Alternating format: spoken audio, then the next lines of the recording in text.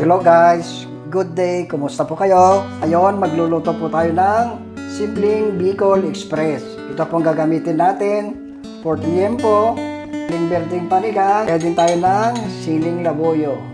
At lagyan natin ng sitaw para may konting gulay naman siya. Ito po ang ating ingredients, bawang sibuyas at luya.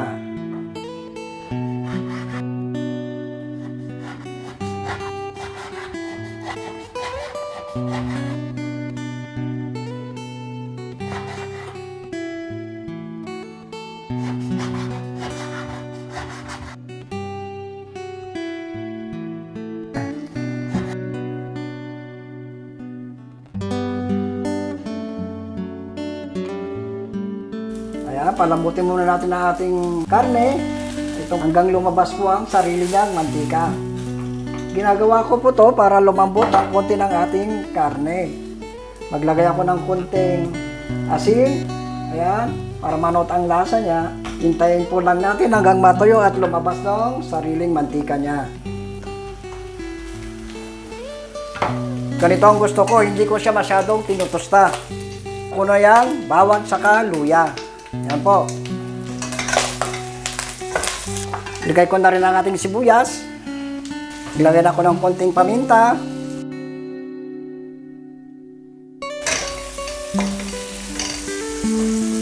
Maglagay ako ng shrimp cube. Ayan po. Ang palasa. Ako na ang siling berde. Ilagay ko na rin yung konting sitaw.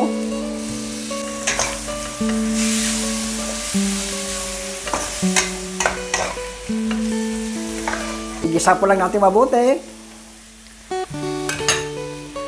Maglagay na rin ako ng bagoong na alamang. Ito po.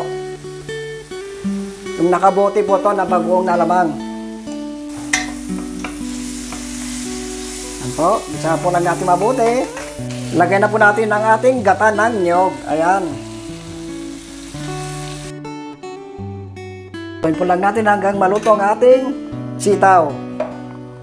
Ang ginagawa ko, pag naglagay ako ng gata, hindi ko siya tinatakpan para hindi siya magtubig. Ayan po, medyo luto na po ang ating Bicol Express. Ilagay ko na po yung siling labuyo.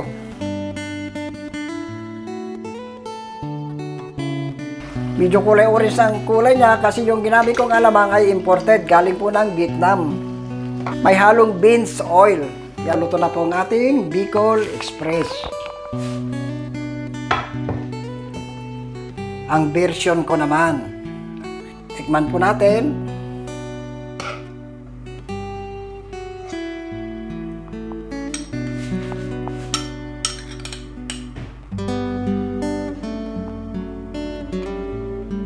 Sarap, grabe, quality George.